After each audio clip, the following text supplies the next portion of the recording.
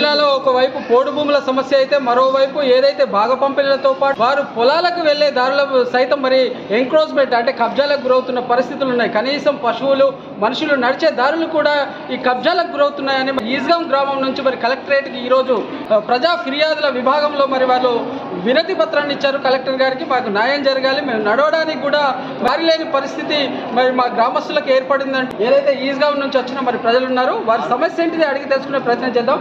చెప్పండి. ముత్తాతల నుండి ఏదైతే అడవికి వెళ్ళే దారి ఉందో పశువులు మేపడానికి మొత్తం. మీరు ఎక్కడి నుంచి వచ్చారో ఈ రోజు కలెక్టర్కు ఫిర్యాదు చేయడానికి ప్రధాన కారణం ఏంటిది? మీ సమస్య ఎన్నేళ్ల నుంచి నడుస్తుంది? మాది ఈజ్గాం గ్రామ పంచాయతీ. మేము ఉండేది తుంగమడుగు, అదే గ్రామంలో ఒక వార్డు. మాకు గత 80 సంవత్సరాల నుండి మా తాత ముత్తాతల నుండి వెళ్ళే దారి ఇప్పుడు మొత్తానికి ఒక సైడ్ ఏమో రైల్వే ఇది ట్రాక్. వాళ్ళు ఏంటంటే ఆవులు బర్రెలు రైలుకు పడి వాళ్ళకి ఇబ్బంది అవుతుందని వాళ్ళు గోడ పెడతారు.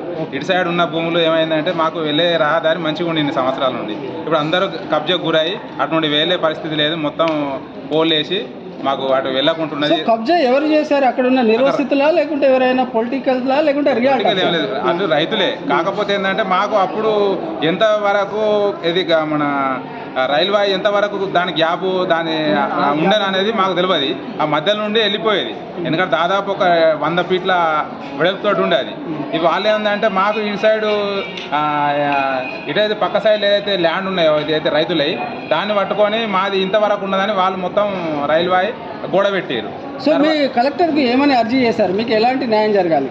మాకు ఏంటంటే రాకపోకలకు బాగా ఇబ్బంది అవుతుంది. అదే మాకు పశువులకు మేతకు దాదాపు 50 కుటుంబాలు అక్కడ మొత్తానికి మా గ్రామ పంచాయతీలో మొత్తం పశు సంపద మీద బతుకుతారు. దాంతో జీవనం అవుతుంది.